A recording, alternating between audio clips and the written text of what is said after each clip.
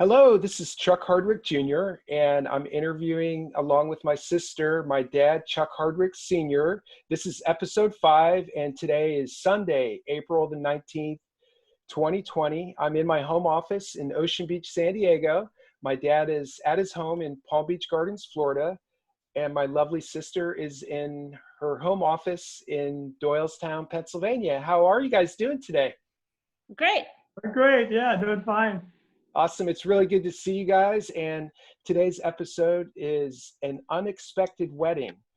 And so I wanted our dad to tell us his current thoughts on the pandemic. What are your current thoughts with regards to this horrible pandemic?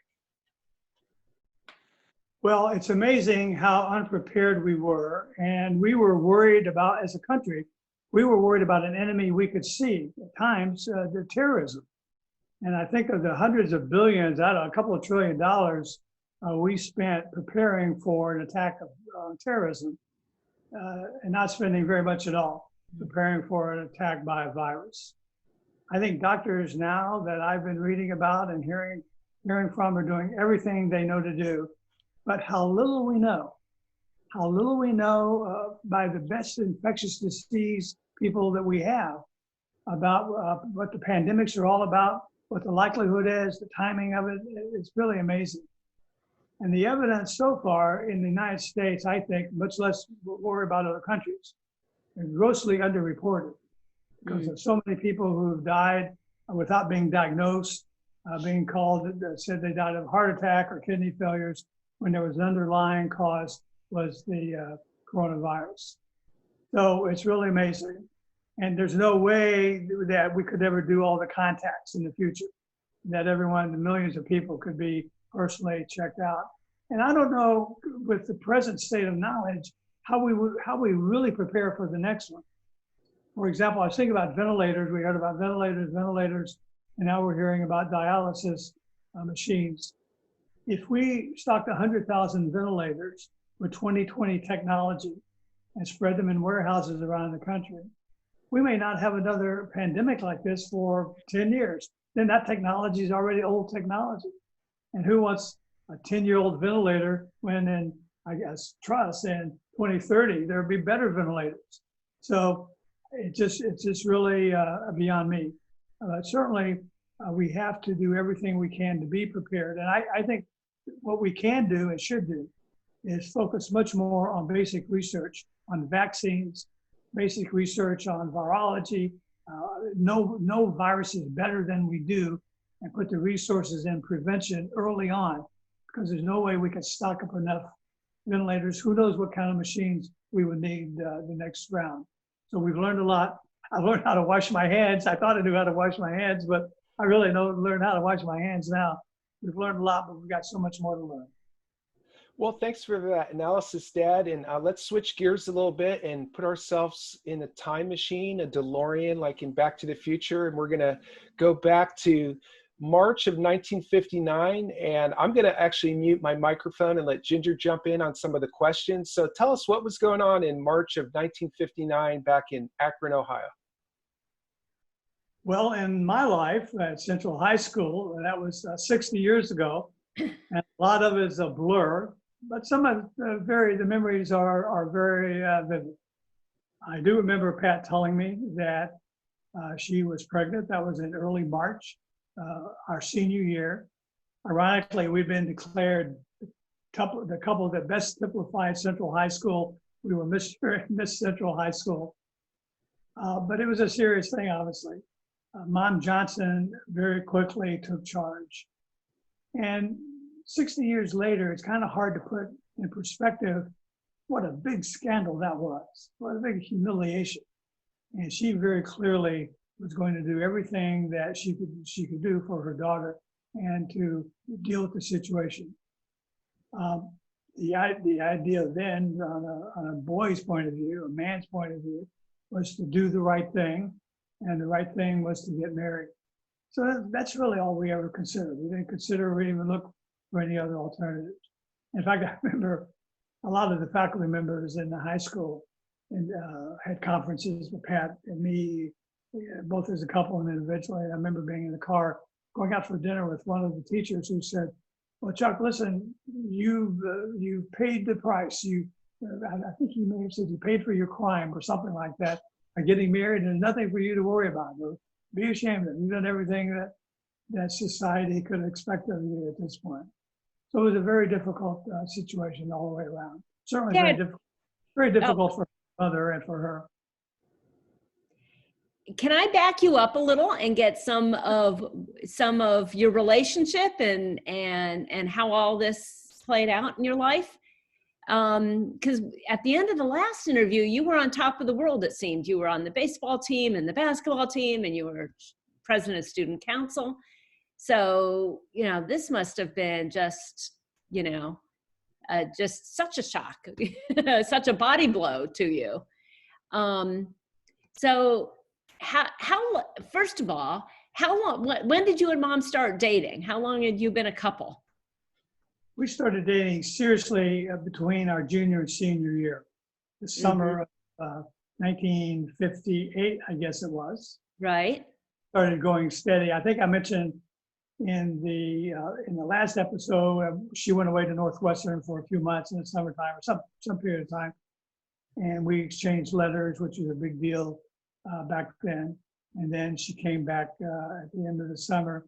So we were dating she was only after my sophomore year, where I was dating another girl. She was the only other girl that I dated in high school.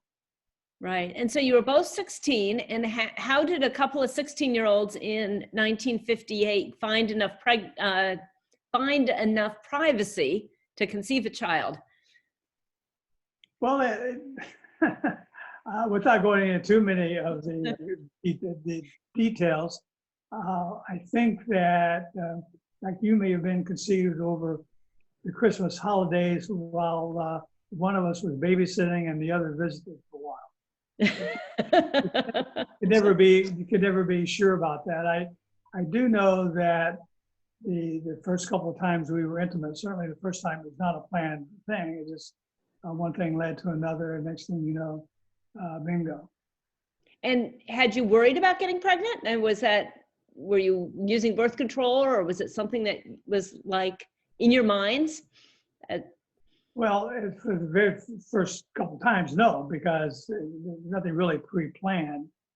But then I realized that we were, in the words of today now we're sexually active. That's what's it's referred to today. I remember condoms were hard to get. They were kept behind the counter. You had to ask the pharmacist, and there may have even been an age restriction. It wasn't like the day you could go to a drugstore. You'd be embarrassed to ask for them, probably. Well, you'd be embarrassed. And I did talk to someone, I don't remember who it was now, who worked in a drugstore, and he bought me some, and I bought them from him.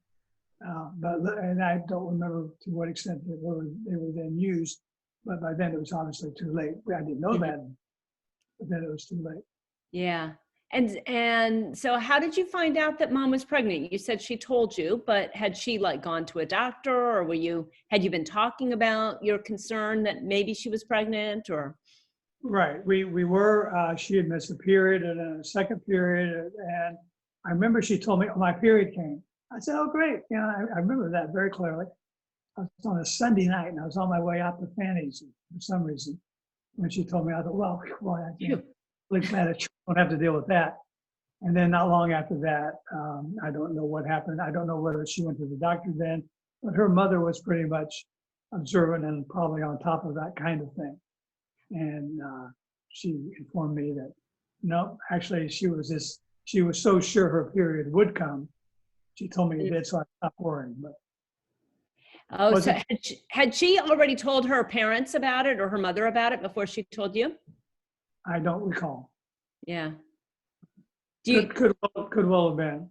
Yeah, because do you remember, was there some sit down with her parents or anything like that? Well, yeah, her mother, my dad, Pat and me had meetings, I remember, at her house, and we talked about how we were going to go about getting married. And in Ohio, you had to be 18 to get married, and I guess her mother did some research and said, well, we can go to West Virginia and get married. So that's what we did. We drove down for an exploratory trip the four of us, my dad, Pat's mom, Pat and me, we found a Methodist church, talked to the preacher, got some counseling. He wanted to talk it through, what are your plans and everything. And then came back to Akron and then went back down for the wedding. And, I mean, Mom Johnson was just devastated. There's just no question about it. I mean, we're very serious too. By policy in the Akron Public Schools, a pregnant girl had to drop out of school and go to night school. Well, everyone in the school, I don't know why we told anyone. I guess we couldn't restrain ourselves. We're 17-year-olds. Yeah. There you go. Bad judgment in a lot of ways. And a couple of days later, the word was all over the school, of course. And I understand, I heard later that the principal was asked by someone, the teacher may have told me this. I don't know who told me. Said, well, Kenneth, it was Kenneth Moore, what are you going to do? And he said, look, I can't respond to every rumor I hear about everything. He said, Pat's the valedictorian of the class, Chuck's president of the student body. I've got other things to do than chase down rumors. So he was, God bless him, he was really doing the right kinds of things. So I got a sense of panic about, I'm going to have a family. And so I had the lead in the high school play that Wally Harper had written. And I dropped out of the play, dropped off the baseball team, and went to find work. Couldn't find very much, but I did land a job at the Palace Theater in downtown Akron, 50 cents an hour, which I know now was half of the minimum wage. I don't know how they got away with it. I went there after school every day and collected tickets on Saturday mornings and Sunday mornings. We'd go in early, pop popcorn, get the place ready, and then carry big bags of popcorn up into the concession stands where they pour them into some kind of a holder, and then we'll scoop them out to fill orders. That went on for about 6 weeks, and I remember pretty clearly. The first movie was Vincent Price, a 3D movie in the Wax Museum. With the glasses? The Yes. 3D glasses that people would wear? Yeah. And then a week later, The Shaggy Dog with Fred McMurray appeared. And that played for 6 weeks. I heard that every day. I was working 7 days a week. They let me work all I wanted to for 50 cents an hour. And I remember that Shaggy Dog movie went over and over and over again. And then finally, I got an interview at Kroger grocery store. I don't know how he knew that they were hiring, but that was $1.35 an hour, which was a huge boost and was certainly much better. Mom Johnson invited me to move into their home after we graduated, and I did. Pat and I had the room on the second floor. Carol and Bobby were upstairs on the third floor. And Mom and Dad Johnson were on the second floor. And there must have been another bedroom. Pat's grandfather, Gus, was living there at the time. And he lived with us as well. And we spent the summer with me working. Well, one thing I didn't mention, by the way, not long before we graduated, got a letter from Florida State University saying that I'd been awarded a 4-year scholarship to come to Florida State University. And that was a godsend, lifesaver. Our world had already been turned upside down, and this turned it kind of sideways again and brought in new challenges. I assumed I'd be going to night school at Akron U, which is what some other guys who were working at Kroger were doing. Some other friends were doing that. So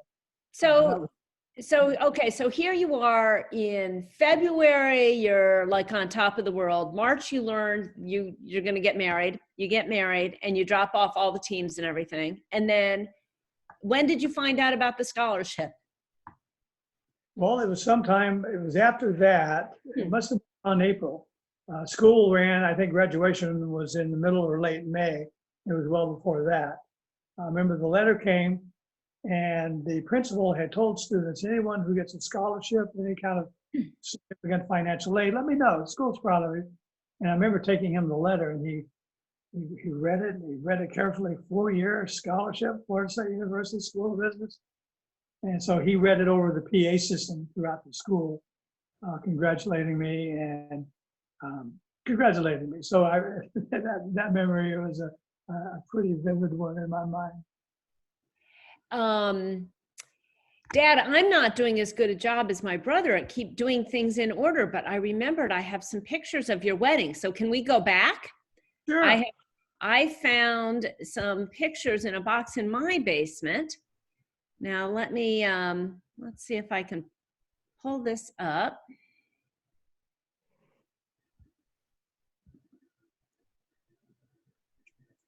Is that on the screen? Yeah. Yeah, that's very prominent. Pictures?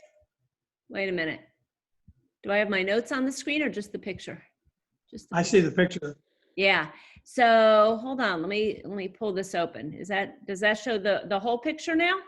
Yes, that's got the whole group there. Yeah. So and wait, we've got this one also. Is that showing? So Yeah, that's who you recognize as you look at the picture. Carol on the far left. She was the maid of, and Pat and me, and then to my left was David, my brother, best man. And then the pastor who married us, I don't remember his name, the Methodist pastor. He was a very fine guy. I bet he was a good pastor.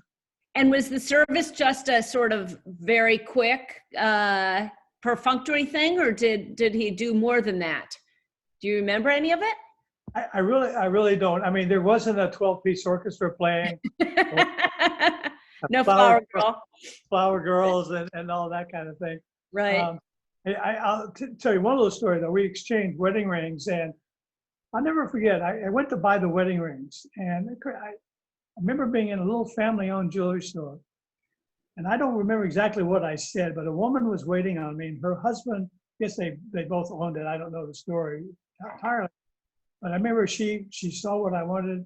She spoke to him and came back and said, "You know, we have a special going. If you buy this wedding ring for your soon-to-be wife, we get a wedding ring for you, no charge." Oh. And they were just helping you out because they saw you were a nice kid? Yeah. I don't know why. That's really sweet. Act of kindness. Yeah. Well, I see somebody got corsages for Mom and Carol for the wedding. And then this picture, this looks like the bigger group. It's a little fuzzy, but I see Carol. Yeah. I saw that when you show. I don't know them all. That's on the left hand is Bobby, and behind Bobby is Mom Johnson. Yep. And then Pat, and then me, and then Fanny, and then Carol, I think, and then that must be Bruce. Yeah. Now, and do you know who's standing behind you and Mom? No, I don't. I don't see the face. And that's the pastor on the right-hand side again. Right. So I'm guessing that my grandfather took the picture, or your father. Or David. Oh, that's right. David's not in that picture. Yeah, and I don't see my dad either. No. Yeah, was he at the wedding though, do you think? I would have thought he would have been, but I couldn't swear to it. Maybe he had to work. I don't know. Mm-hmm. He'd given his permission for it and everything, of course. Yeah, I noticed the women in the picture all had their coats on like everybody was leaving, and then somebody said, "Oh wait, we better get one more picture." Or it was March and it was probably cold and the church could have been cold. Who knows? True. Although they didn't in the other picture. All right. Let's turn that off.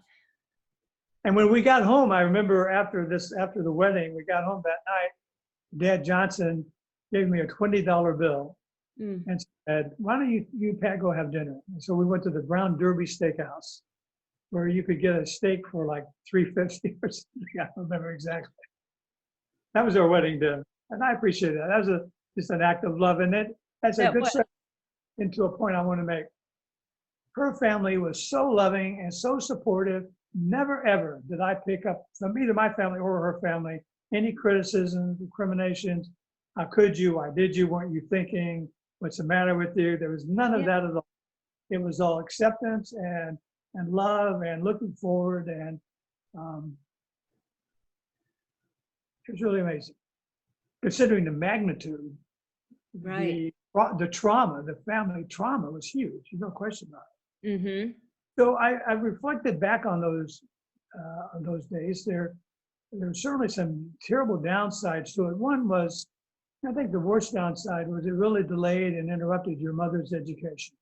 Mm-hmm. And after we went to Florida State, which it's time for another episode, I'll talk about all of that.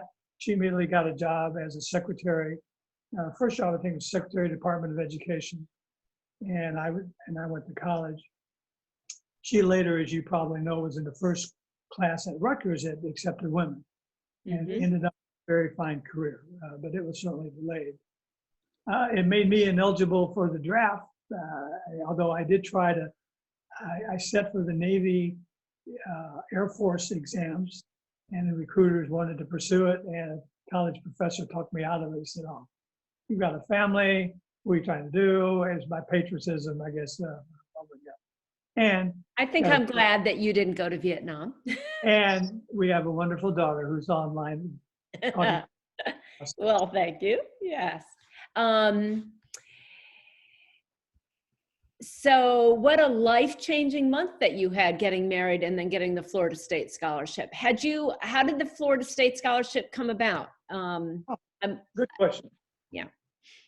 It was a scholarship for children of employees of Continental Baking Company. Mm-hmm. Baking industry, which was never really famous for innovation, did a pretty innovative thing. They helped establish, the companies got together and helped establish at Florida State a program to train future executives for the baking industry. And it was called Baking Science and Management. And there were two options. One was the management option, one was the science option. The science option was to educate people who would do research, or at the very least would be in production of bakery goods and the science aspects. The management was in the School of Business, regular management program with, I think, 3 or 4 courses in baking about sanitation. We took food and nutrition. We took, but for a school of business, I had to take 6 hours of chemistry, microbiology. It was really a darn good major in many ways. I don't know how long it lasted. FSU finally folded it and the industry transferred it to, I think, either Oklahoma or Kansas. One of my friends in my class went on to become a med student and a cardiologist practicing in Buffalo, New York. I've looked him up a couple of times. A smart guy. He took the science option while I took the management option. And it opened the door to great summer jobs, which I can talk about on another episode. They employed me for 3 summers, making far more money than anyone else could make, and terrific training if you wanted to go into the management or the baking industry. So it was really a good job. And then after I, at Florida State, did that major, I stayed on and got an MBA to kind of broaden my education even more. So I ended up, I think, well prepared for the business world.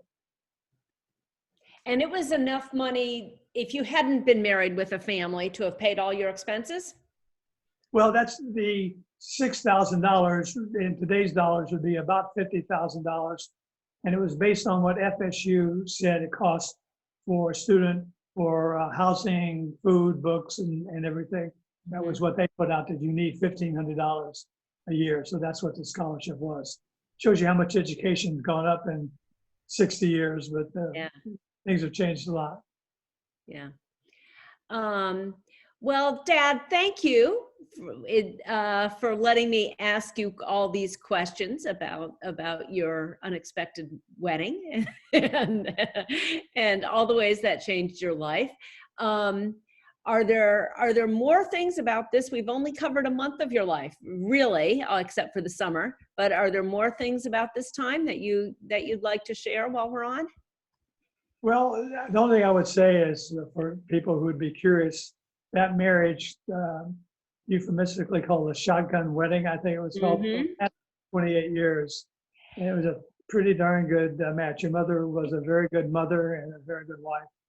And, yeah, I mean, you were married well into my adulthood and provided such a stable and loving home for me and for Chuck. And I'm often amazed when I think about how young you were when you were trying to figure out all of the difficulties of parenting and making a living, you know, as such young people. It's pretty astounding to me. It seemed so astounding to me at the time. I mean, we just took it one day at a time, and we had some good days and bad days financially and otherwise. But I'll talk more about our days at FSU in episode 9. It's a pleasure to see you and Chucky at any occasion. So Thank you, Dad. I love you, and stay safe. love both of you. Stay safe. Dad, thank you for letting me be part of this. This is really you were great. Thank you for attending and asking such great questions. This was really fun. Thanks to both of you. So long. Bye-bye. All right. all right. Bye-bye. Love you. Bye-bye.